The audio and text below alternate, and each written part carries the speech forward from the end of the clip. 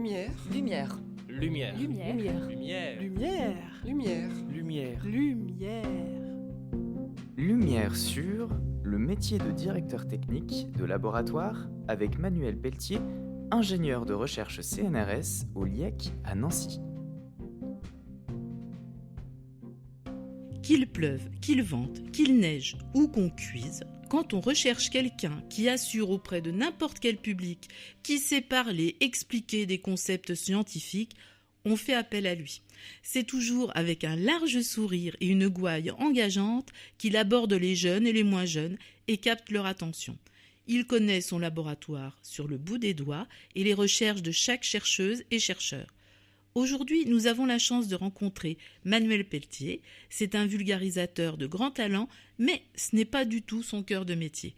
Il est ingénieur de recherche CNRS, directeur technique du laboratoire interdisciplinaire des environnements continentaux, unité mixte de recherche CNRS Université de Lorraine.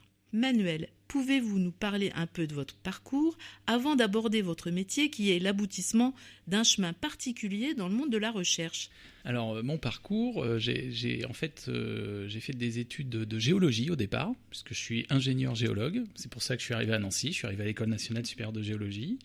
Et durant mes années d'études à l'École de géologie, j'ai eu la chance de faire des stages dans des laboratoires de recherche qui étaient associés à l'école. Et j'avoue que le domaine de la recherche m'attirait déjà quand j'étais petit. Mais là, j'ai eu la chance de vraiment rentrer dans un laboratoire de recherche. J'ai trouvé que c'était un lieu plutôt amusant, où les gens faisaient des choses originales. Il y avait beaucoup de... les gens étaient curieux. Et donc, je me suis dit, c'est l'endroit où je veux travailler. Ça a l'air vraiment sympathique. Et donc, j'ai fait une thèse pour un peu plus m'habituer à cet environnement, parce que c'est quand même un environnement professionnel particulier. Et durant cette thèse, j'ai eu la chance de contribuer à la mise au point d'un développement expérimental. C'est-à-dire qu'il y avait une partie scientifique classique avec un sujet à traiter, mais il y avait aussi une partie technique, travailler sur un montage, mettre au point un équipement pour acquérir des nouvelles mesures. Et ça m'a vraiment plu parce qu'il y avait une partie un peu bricolage, quoi. Il fallait résoudre des problèmes assez techniques. Et c'est ça qui m'a donné envie de passer un concours d'ingénieur de recherche au CNRS. Alors, vous êtes directeur technique d'un laboratoire dédié à l'environnement, domaine en perpétuelle évolution. Qu'est-ce que cela recouvre et qu'est-ce que c'est que votre métier ? Alors, en fait, le métier de directeur technique, c'est une fonction qui est assez spécifique au CNRS, en particulier à 2 instituts du CNRS. Donc au CNRS, il y a 10 instituts qui correspondent à 10 grands champs disciplinaires. Et il y a 2 instituts, il y a l'IN2P3, qui est plutôt orienté physique des particules, et l'INSU, l'Institut national des sciences de l'univers, dans lesquels il y a énormément de développement technique, avec des mécaniciens, des électroniciens, des opticiens, des gens qui construisent des équipements, parfois de très grande dimension ou de plus petite dimension. On peut évidemment penser à des aspects, je vais construire un satellite, je vais construire un observatoire au Chili ou à Hawaï, donc on construit des grands objets instrumentaux. Et donc dans certaines unités, il y a un directeur technique qui a pour fonction de chapeauter, coordonner tous ces métiers, on va dire, qui sont dédiés au développement instrumental.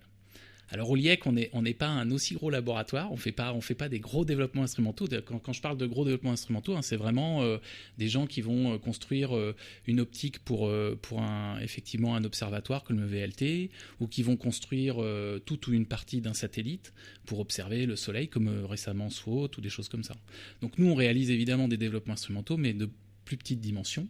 Donc je m'occupe de cette partie-là au laboratoire. Mais je m'occupe aussi de coordonner et de piloter en quelque sorte les activités des différents services techniques du laboratoire qui sont chez nous au LIEC. Il y a un service qui s'occupe de tout ce qui est analyse biologique, le vivant, les animaux, les plantes, la microbiologie aussi.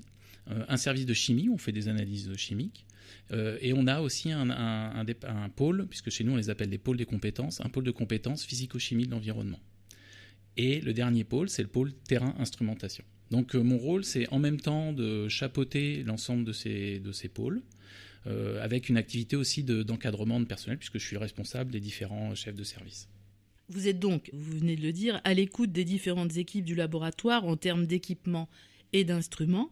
Vous devez, j'imagine, créer constamment de nouveaux dispositifs ou prototypes. C'est peut-être ça qui anime aussi votre passion du métier, quoi. C'est quand il y a une nouveauté à apporter, une innovation. Alors en fait, ça a été plutôt au début de ma carrière. Alors, parce qu'au début de ma carrière, donc je suis rentré dans un laboratoire qui s'appelle le laboratoire environnement et minéralurgie. Donc c'est en fait tout ce qui concerne l'étude du traitement des minerais. Et il y a certaines opérations de traitement des minerais qui nécessitent de connaître assez finement comment se comportent les surfaces minérales vis-à-vis de leur environnement. Donc à une échelle assez fine, on peut descendre jusqu'à l'échelle moléculaire. Donc il fallait mettre en place des outils pour avoir des informations sur la surface du minéral, sur son énergie, sur sa chimie, sur comment elle peut réagir vis-à-vis de l'eau ou vis-à-vis de certaines molécules qui sont impliquées dans le traitement des minerais. Et le LEM, au début des années 90, il y avait une équipe de chercheurs qui s'intéressaient aussi bien du point de vue théorique que du point de vue expérimental aux phénomènes de surface, de physico-chimie des interfaces. Et ils ont commencé à construire eux-mêmes leurs propres équipements parce qu'ils ne trouvaient pas dans le commerce, chez les fabricants d'équipements scientifiques, ils ne trouvaient pas les équipements qui pouvaient répondre à leurs questions et en particulier à acquérir certaines données.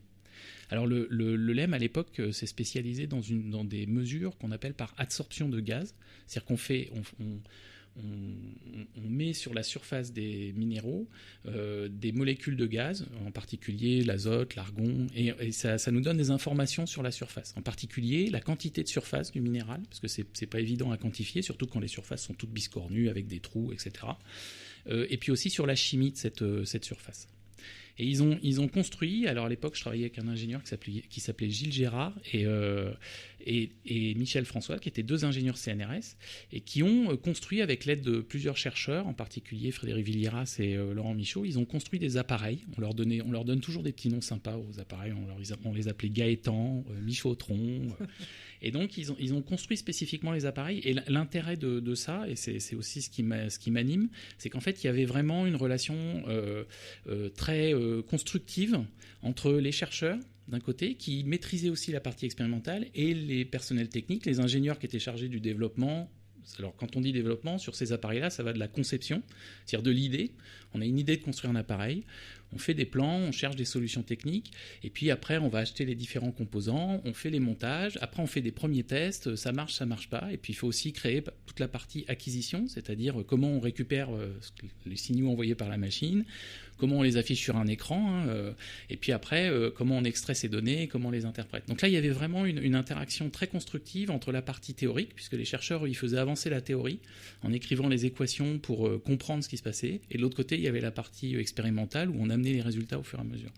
Et donc le LEM s'est spécialisé dans ça, et moi j'ai participé, les appareils étaient déjà construits, il y avait déjà des versions 0, 1, 2, mais c'est des appareils qu'il faut toujours améliorer, c'est-à-dire on va améliorer un capteur de pression par exemple, il y a un nouveau capteur de pression plus précis qui apparaît sur le marché, on va faire en sorte de l'intégrer, de remplacer le capteur de pression existant sur l'appareil pour l'installer, mais souvent ça pose des problèmes parce que le capteur c'est pas le bon dimensionnement pour le brancher tout simplement, pour l'adapter sur la manip, ou alors il communique pas de la même manière avec le programme que vous avez construit ou avec la carte électronique qui vous sert à récupérer les données.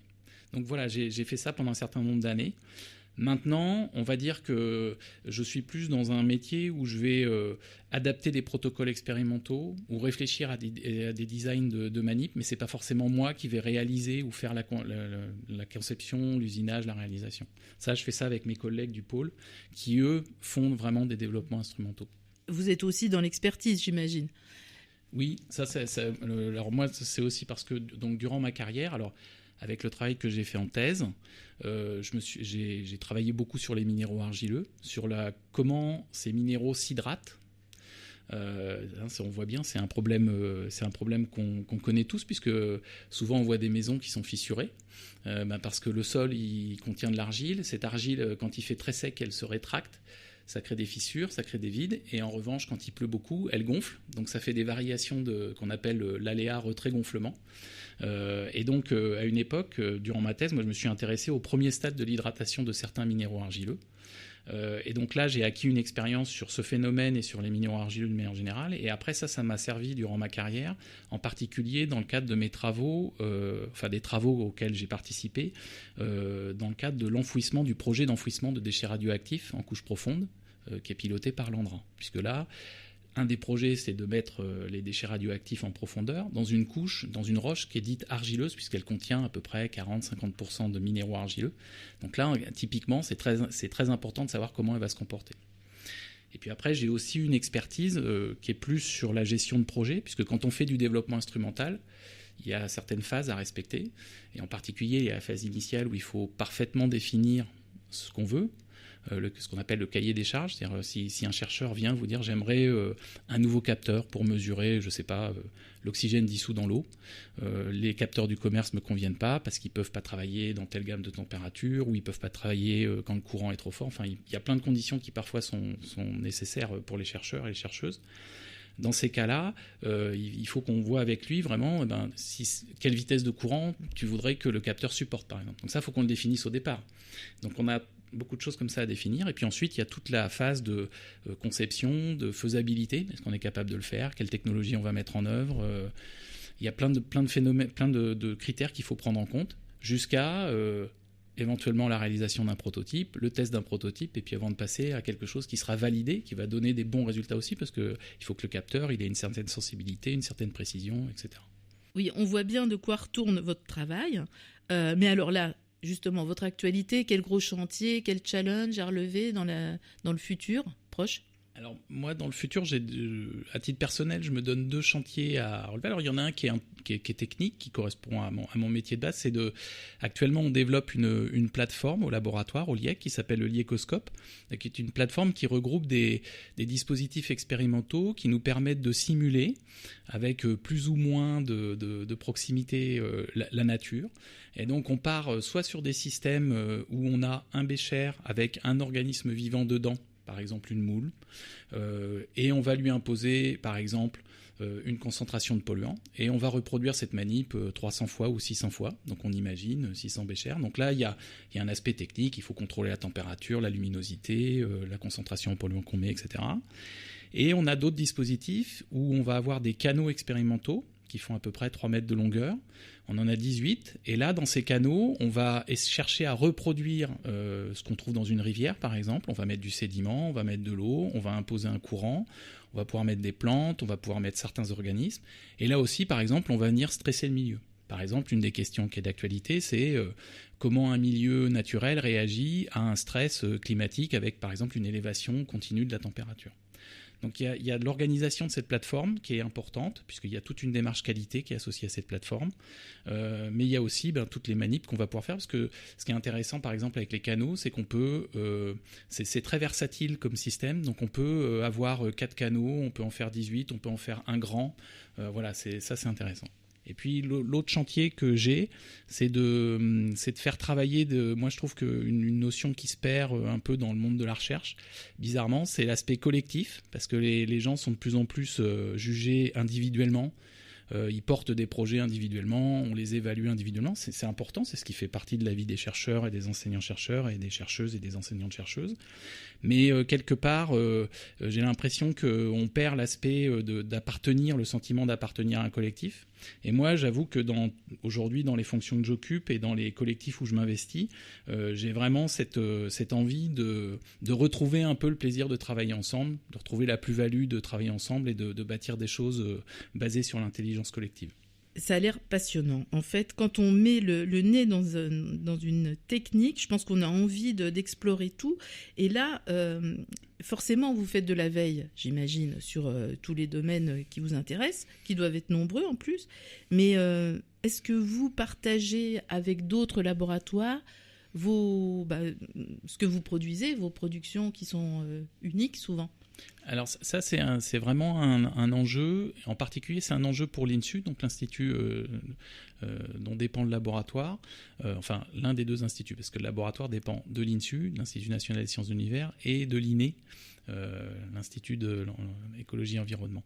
Alors, c'est vraiment un enjeu parce que nous, on est un cas typique. Au laboratoire, on a une personne qui a en même temps des compétences en électronique, en mécanique, en usinage, qui peut concevoir un objet, mais il est seul en fait. Alors, quand il arrive à construire ou à développer toute ou une partie d'un instrument, Cette réalisation, il a différents moyens pour la valoriser et pour partager avec les autres. Le premier moyen, évidemment, c'est d'écrire des publications. Il existe des publications scientifiques qui sont orientées sur les aspects techniques, qui sont dédiées au développement instrumentaux. Mais après, il y a aussi tout un enjeu de pouvoir offrir aux autres l'expérience qu'on a acquise. Alors, quand on réussit, c'est bien, mais aussi sur ce qui ne marche pas, parce que ce qui est intéressant quand on fait du développement instrumental, c'est quand on a des échecs et de savoir pourquoi ça ne marche pas. Donc, au CNRS, il y a une vraie réflexion à ce sujet-là, avec une direction scientifique à l'INSU qui est dédiée à cette thématique, à l'instrumentation et à l'innovation.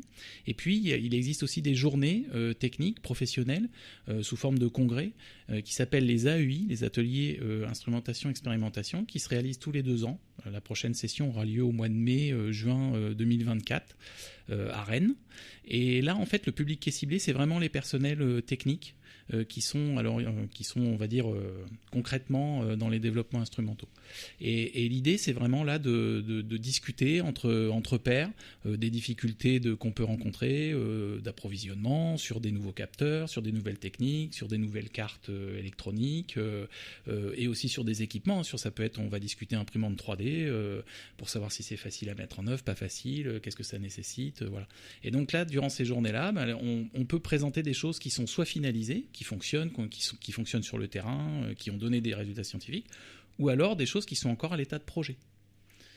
Et ça peut être des choses, on développe une nouvelle chaîne de capteurs et de mesures, low cost par exemple, avec une partie qui va être réalisée en imprimante 3D, avec des composants qui sont achetés sur étagère. Parfois la technologie, c'est pas développer une nouvelle optique ou un nouveau capteur physiquement, mais ça va être simplement faire un assemblage de composants sur étagère.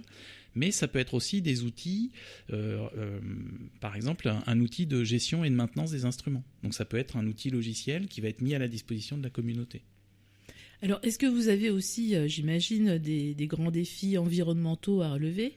C'est-à-dire faire en sorte que vous utilisiez des matériaux qui ne soient pas trop polluants, pas user trop d'énergie, que vos dispositifs durent le plus longtemps possible. Alors ça, c'est les questions...